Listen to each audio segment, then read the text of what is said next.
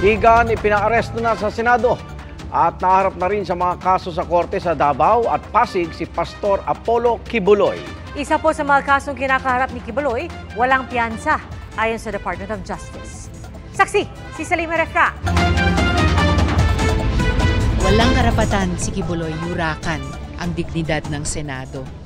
Hindi nakumbinse ang Senate Committee on Women, Children, Family Relations and Gender Equality sa tugon ng kampo ni Pastor Apollo Kibuloy sa show cause order na inisyu sa kanya matapos ang 3 beses na hindi pagsipot sa mga pagdinig ng Senado. Kaya pinirmahan na ni Senate President Juan Miguel Zubiri ang arrest order laban sa pastor.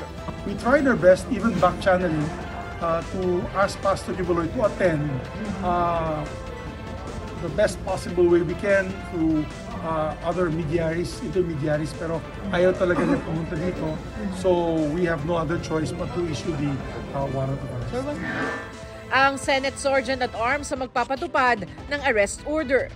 Ayon sa PNP, kung humiling man ito ng tulong sa pagpapatupad ng order, limitado ang PNP sa pagbibigay ng seguridad sa kanilang personnel.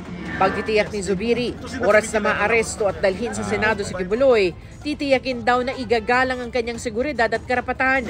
We can guarantee na he'll be safe in the Senate when he visits, and of course, respect his decisions and his answers. Kasi if he, of course, invokes his right to self-incrimination, we have to respect that also kasi meron na po siyang criminal case na ipinahid sa kanya ng DOJ.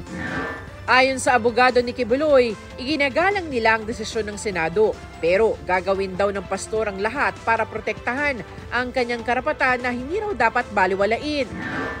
Ayon sa Department of Justice, naisampa na sa korte sa Davao ang mga kaso kaugnay sa mga alegasyon ng sexual at child abuse laban kay Kibuloy. 180,000 pesos ang nirekomendang piyansa ng mga prosecutor para sa sexual assault. 80,000 pesos naman para sa maltreatment.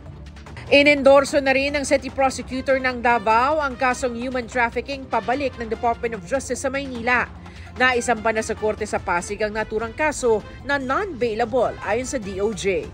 May immigration lookout bulletin order na kay Kibuloy, habang diringgin pa ang ihahaing precautionary hold departure order kontra rin kay Kibuloy.